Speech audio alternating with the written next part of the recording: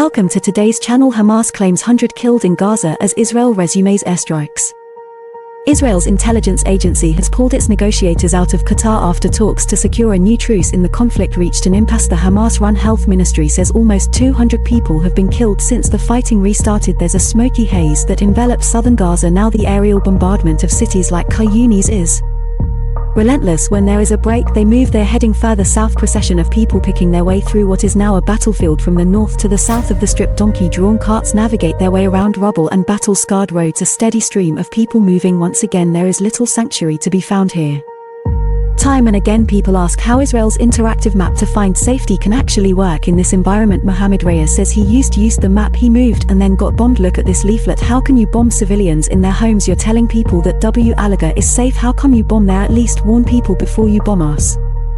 They've bombed 3 or 4 houses. They've displaced people. Why? The airstrikes are often huge, destroying buildings, shaking whole neighborhoods. They're Israeli targets for sure. The problem is it's where people live. Into the rubble they go, searching for the living and the dead. This is a constant. Just like the airstrikes, the survivor, dazed and covered in dust, makes his way into one of the medical facilities, still attempting to function properly. This man and little boy are treated for their wounds. They're amongst the luckiest of the injured, but those are faces of pure trauma and shock, and that doesn't just go away. The most serious are rushed through the crowds, bundled into cars. Hospitals can barely cope. The numbers of dead rises every day. The Hamas-controlled health ministry says 70% of fatalities are women and children. Whatever doctors on the front line say, it is a disaster. The pressure on the hospital with the number of patients and injuries has doubled. The situation is catastrophically bad. There are no beds for the patients. We have to treat the patients on the hospital floor as there are no beds to put them on. People are short of everything. Aid supplies initially stopped have entered Gaza, but it's a trickle, nowhere near enough. The ceasefire had helped. It's gone. The war has resumed and so many hostages remain captive at the permanent vigil for the hostages in Tel Aviv.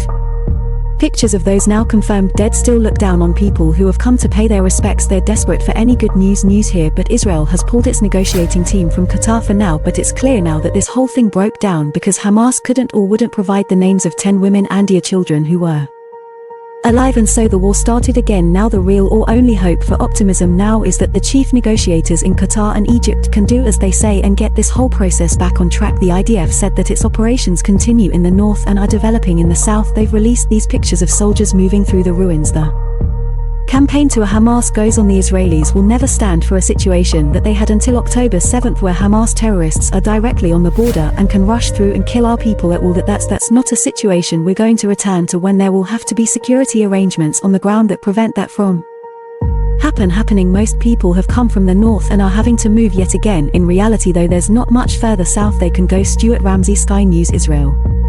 Thank you.